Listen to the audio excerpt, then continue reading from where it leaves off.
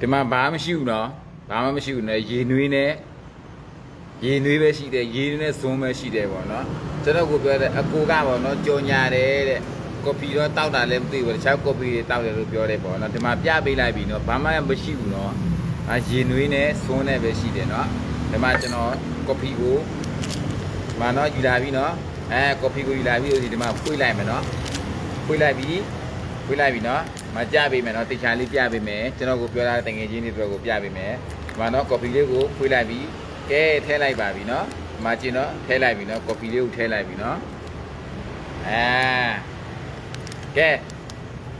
လျှို့ဝှက်ချက်ကိုသိချင်တဲ့မိတ်ဆွေတငယ်ချင်းများလိုက်မှဝင်လာလို့ရပါတယ်အားလုံးကိုဖိတ်ခေါ်ကြိုဆိုပါတယ်ကျွန်တော်လည်းပဲဒါမနက်ခင်းတိုင်းမှာပေါ့နော်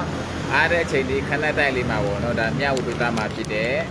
်မနေ့ကပေါ့နော်ကျွန်တော်အပြင်သွားတော့ကျွန်တော်ရဲ့အသိမိတ်ဆွေတငယ်ချင်းကပေါ့နော်ကျွန်တော်ကိုပြောတယ်ပေါ့နော်ဘာပြောလဲဆိုလို့ရှိရင်အကိုကပေါ့နော်အရင်ကလိုပဲအရွယ်လည်းမကြောက်ဘူးပေါ့နော်ဒီတိုင်းပဲပေါ့နော်အကိုရဲ့လူဝက်ချက်ကဘာလဲလေကျွန်တော်ကိုမေးတယ်ပေါ့နော်ဒါကျွန်တော်ရဲ့လူဝက်ချက်ကိုဘယ်စီလို့သိချင်လာ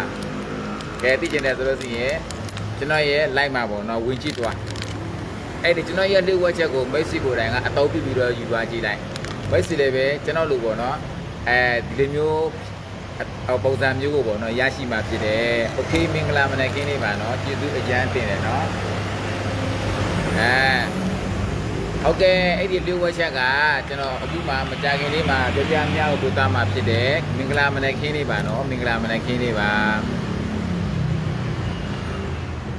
ါကျွန်တော်ပြောပါတော့အခုအရွယ်လေးမကြဘူးပေါ့နော်ဒီတိုင်းဒီရွယ်ဒီပုံစံပဲပေါ့နော်အခုဘာဆေးတွေတောင်းနေလဲဘာဆေးတွေမြွေးနေလဲပေါ့နော်ဒါကျွန်တော်ကိုမေးထားတဲ့မိတ်ဆွေတရားပေါ့နော်ဘာဆေးမှမတောက်ပါဘူးဘာဆေးလည်းမမြွေးပါဘူးဘာမှလည်းမတောက်ပါဘူးကျွန်တော်တောက်တာကတော့ဒီကော်ဖီပဲဖြစ်ပါတယ်ဒါကတော့ဘရာဇီးအာရဘီကာကပွဲပဲဖြစ်တယ်ကျမ်းမာစေတဲ့နုပြိုစေတဲ့လန်းဆန်းစေတဲ့အရွယ်တည်းနုပြိုမှုကိုလည်းပဲပေးစေတာဖြစ်တယ်ပြီးတဲ့အခါကျလို့ရှိရင်ကျမ်းမာရေးအတွက်လည်းပေါ့နော်အထောက်အကူဖြစ်စေတာဖြစ်တယ်အရွယ်တည်းနုပြိုလန်းဆန်းမှုကိုလိုချင်တယ်ဆိုလို့ရှိရင်သူဝေမနေနဲ့ဒီကော်ဖီလေးကိုတောက်လိုက်ဒါကျွန်တော်အခုအသက်ဘယ်လောက်ရှိပြီလဲမသိခက်မှန်းကြည့်လိုက်ကျွန်တော်အသက်ကိုပေါ့နော်လူများစုကခက်မှန်းလို့မတတ်ဘူးဒါမှကျွန်တော်ပြပြမှသိတယ်နော်ကျွန်တော်ပြပြမှသိတာဖြစ်တယ်အားကြောင့်မို့မိတ်ဆွေကိုယ်တိုင်ကအရွယ်တည်းနုပြိုလန်းဆန်းမှုကိုလိုချင်တယ်ဆိုလို့ရှိရင်ကျွန်တော်မိတ်ဆက်ပေးတဲ့ကော်ဖီကိုတောက်ကြည့်ပါလို့ပြပြပေးချင်တာဖြစ်တယ်ဒီကော်ဖီကကျန်းမာရေးအတွက်လည်းပဲညီညွတ်တယ်ကျန်းမာရေးအတွက်လည်းပဲဒါအကျိုးပြုစေတယ်ကျန်းမာရေးအတွက်လည်းပဲအထောက်အကူဖြစ်စေတဲ့ကော်ဖီတစ်မျိုးဖြစ်ပါတယ်ဗျလိုချင်တယ်ဆိုလို့ရှိရင်Messenger မှာအားပေးသွားလိုက် Messenger မှာလည်းပဲမှာယူသွားလို့ကျွန်တော်ကိုဒါတိတ်တက်ဆွေးနွေးတိုင်ပေးနိုင်ပါတယ်ဗျာနော်ဟုတ်ကဲ့ပါဒါကတော့ကျွန်တော်ကိုယ်တိုင်လည်းပဲဒါကျွန်တော်ရဲ့ဒါလျှို့ဝှက်ချက်လေးပဲပေါ့နော်ပြပြပေးတာဖြစ်တယ်နော်မိတ်ဆွေခန္ဓာကိုယ်အယံဝနေလို့ပေါ့နော်ဟုတ်ကဲ့ပေါ့လမ်းလျှောက်ရတာခက်ခဲတယ်ဟုတ်ကဲ့ပေါ့နော်အယံဝလွန်တယ်ဝိတ်ချခြင်းတယ်ဒါပေမဲ့ကိုကပေါ့နော်အများကြီးလည်းပဲကိုကဝိတ်မချခြင်းဘူးဒါပေမဲ့ကိုကခန္ဓာကိုယ်ဝိတ်ကိုထိန်းခြင်းတယ်ဆိုလို့ရှိရင်ကျွန်တော်မိတ်ဆက်ပေးတဲ့ကော်ဖီကိုတောက်ကြည့်ပါမိတ်ဆွေရဲ့ခန္ဓာကိုယ်ဝိတ်ကိုထိန်းစေတာဖြစ်တယ်အသားလာစေတာဖြစ်တယ်အဆီတွေပါတွေကျစေတာဖြစ်တယ်နော်အရန်တောက်လို့ကောင်းတဲ့ကော်ဖီတစ်မျိုးဖြစ်ပါတယ်ဗျအဲ့ဒါကြောင့်မို့ကျွန်တော်ကိုယ်တိုင်လည်းပဲဒါမနက်ခင်းတိုင်းမှာတောက်ဖြစ်တယ်ပေါ့နော်ကော်ဖီတစ်မျိုးဖြစ်တယ်ဒါကတော့ကျွန်တော်ရဲ့ဒါလျှို့ဝှက်ချက်လေးပဲကျွန်တော်ရဲ့လျှို့ဝှက်ချက်လေးကိုအားလုံးကသိသွားပြီဆိုလို့ရှိရင်ကဲကျွန်တော်တို့ပေါ့နော်ဒါနုပြိုလန်းဆန်းမှုလည်းလိုချင်တယ်ပြီးတဲ့အခါကျလို့ရှိအရွယ်တင်နုပြိုခြင်းနဲ့အရွယ်မကျခြင်းနဲ့မိတ်ဆွေတငယ်ချင်းတွေရှိခဲ့မယ်အခုတို့လို့စီဖွယ်ထဲမှာရှိတဲ့တငယ်ချင်းတွေရှိခဲ့မယ်ဆိုလို့စီဒီကော်ဖီလေးကိုကျွန်တော်ရဲ့ဒါ Messenger မှာလည်းပဲမှာယူအားပေးသလိုကိုယ်တိုင်ကိုကြပေါ့နော်သိချင်တယ်ဆိုလို့စီအသေးစိတ်ဒါမေးမြန်းနိုင်တာဖြစ်တယ်နော်ကျွန်တော်ကတော့ဒါလက်ရှိမှာဆိုလို့စီဒါပူခက်မြို့မှာရှိပါတယ်ဒါပူခက်မြို့ကပေါ့နော်ဒါမိတ်ဆွေတငယ်ချင်းတွေဆိုလို့စီဒါအသေးစိတ်ကိုတပြန်ချင်းပြပေးသွားမှာဖြစ်တယ်လိုချင်တယ်ဆိုလို့စီပူခက်မှာလည်းပဲကျွန်တော်ကတော့အိမ်နံရာရပေါ့နော်အိမ်ရှိရကိုဒါပို့ဆောင်ပေးသွားမှာဖြစ်တယ်ခင်ဗျာနော်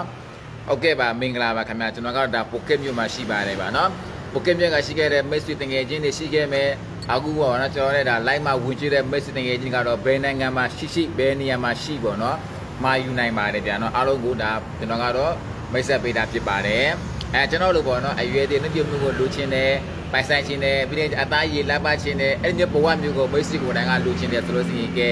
ဒီကော်ဖီလေးကိုတောက်ကြည့်ပါလို့ပြပြမှမျှဝေပေးတာဖြစ်တယ်ပေါ့နော်ဟုတ်ကဲ့ပါမင်္ဂလာမနက်ခင်းလေးပါကျွန်တော်နဲ့အတူတူကဲကော်ဖီလေးတွေကိုအတူတူတောက်ကြမယ်နော်ဟုတ်ကဲ့ပါမင်္ဂလာမနက်ခင်းလေးပါနော်အားလုံးကိုကျေးဇူးအချမ်းတင်တယ်နော်မင်္ဂလာပါဗျကျွန် ကျွန်တော်ရဲ့လေးဝချက်ကိုမရှိသိတာပြီလားဒါမနေ့ကကျွန်တော်ရဲ့အသိမသိငယ်ချင်းကပေါ့နော်ကျွန်တော်ကိုပြောတယ်ပေါ့နော်အခုဒီပုံစံပဲပေါ့နော်အရွယ်လည်းမကြဘူးဒီပုံစံကသိတောင်မှုစံပဲလုံးဝကိုပေါ့နော်ဒါဘလို့ဆိုရင်မပိန်လည်းမပိန်သွားဘူးမဝလည်းမဝတာဒီပုံစံစတိုင်ပဲပေါ့နော်အကြောင်းမို့အကူကဘာဆေးတွေတောက်တာလဲဘာဆေးတွေမှီဝဲတာလဲပေါ့နော်ဒါမေးထားတဲ့ဘာဆေးမှမတောက်ပါဘူးဘာဆေးမှလည်းမှီဝဲပါဘူးဒီကော်ဖီပဲဒါတောက်တာဖြစ်တယ်ဒီကော်ဖီကိုဆိုလို့ဆိုရင်ကျွန်တော်တောက်လာပါဆိုစီဒါဆိုဒီကော်ဖီကဘယ်နှစ်ဆိုရင်ဒါ2နှစ်3နှစ်ပေါ့နော်4နှစ်နီးပါးရှိနေပါပြီပြောနော်အမြဲတမ်းတောက်သုံးဖြစ်တဲ့ကော်ဖီဖြစ်တယ်အကြောင်းမို့အရွယ်တည်းနုပြမှုကိုလည်းပေးစီတယ်ဖြစ်တယ်ကျမ်းမာနုပြလန်းဆန်းမှုကိုလည်းပေးစီတယ်ဘရာဇီးအာရဘီကကပ်ပွဲဖြစ်တယ်ဒီကော်ဖီကကျွန်တော်လက်ရှိလုပ်နေတဲ့လုပ်ငန်းကုမ္ပဏီက SCN ကုမ္ပဏီကပေါ့နော်ဒေါက်တာပါတကူပွဲရရှိထားတဲ့ဆရာဝန်ကိုယ်တိုင်ကခေါ်လုံထားတာဖြစ်ပါတယ်စီးဂျိုဖြစ်မှာကိုစိုးရင်စရာမလိုပါဘူးသွေးတိုးဖြစ်မှာကိုစိုးရင်စရာမလိုပါဘူးနှလုံးကြောက်ကအစာရင်အဲ့ဒီအရာတွေကိုအားလုံးကသူကကာကွယ်ပေးတာဖြစ်တယ်ပေါ့နော်အရန်တောက်လို့ကောင်းတယ်အရာတာလည်းပဲမွေးနေတာပဲအစီချခြင်းတဲ့သူတွေဝိတ်ချခြင်းတဲ့သူတွေအဝလွန်တဲ့သူတွေဆိုလို့ဝိတ်ထိန်ခြင်းတဲ့ဆိုလို့ကဲသူဝေမနေနဲ့ကျွန်တော်ကော်ဖီကိုမှာတောက်နေပါတော့ပြမြောက်ကိုပေးတာဖြစ်ပါတယ်ခင်ဗျာနော်ဆွေးကြမလို့ပါဘူးပဲနော်တောက်ရတာအရန်ကောင်းမွန်တာဖြစ်တယ်ဘေးထွက်စတူဒီယိုလည်းလုံဝကိုမရှိပါဘူးဟုတ်ကဲ့ပါမင်္ဂလာမနက်ခင်းနေပါနော်အားလုံးကိုကျေးဇူးတင်တယ်နော်ဟုတ်ကဲ့ပါမင်္ဂလာပါခင်ဗျာနော်ကျွန်တော်လည်းပဲဒါရတဲ့အချိန်လေးမှာခဏတအခက်တလေးမှာပေါ့နော်အားလုံးကိုကျွန်တော်ကတော့ဒါမျှဝေပေးတာဖြစ်ပါတယ်ဗျာနော်ဟုတ်ကဲ့ပါမနက်ဖြန်မှာလည်းပဲကျွန်တော်လည်းအတူတူအားလုံး line မှာပြန်လည်ပြီးတော့သုံးပြကြပါဦးမယ်အားလုံးမင်္ဂလာပါခင်ဗျာနော်ဘိုင်ပါကဲ coffee လိုချင်တဲ့သူတို့ဒီချင်းထဲမှာနှိပ်သွားလို့ရတာဖြစ်တယ်ခင်ဗျာနော်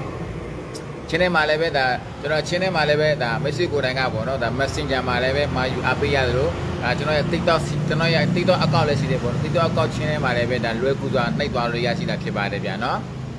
ဟုတ်ကဲ့ပါကျေးဇူးပါဗျာနော်အခုလိုပူပေါင်းပါဝင်ပေးကြတဲ့မိသားစုဝင်တွေတိုင်းတိုင်းညီကိုမောင်နှမတွေအားလုံးကိုကျေးဇူးရနှမတင်ပါတယ်ကျွန်တော်ရဲ့လျှို့ဝှက်ချက်လေးနီးလေးကိုမိတ်ဆွေသိထားပြီဆိုလို့ရှိရင်ကဲနော်အဲ့ဒါဆိုလို့ရှိရင်အမြန်ဆုံးဝယ်ယူပြီးတော့အားပေးလိုက်ပါလို့ပြပြပေးချင်တာဖြစ်ပါတယ်ဟုတ်ကဲ့ပါမင်္ဂလာပါခင်ဗျ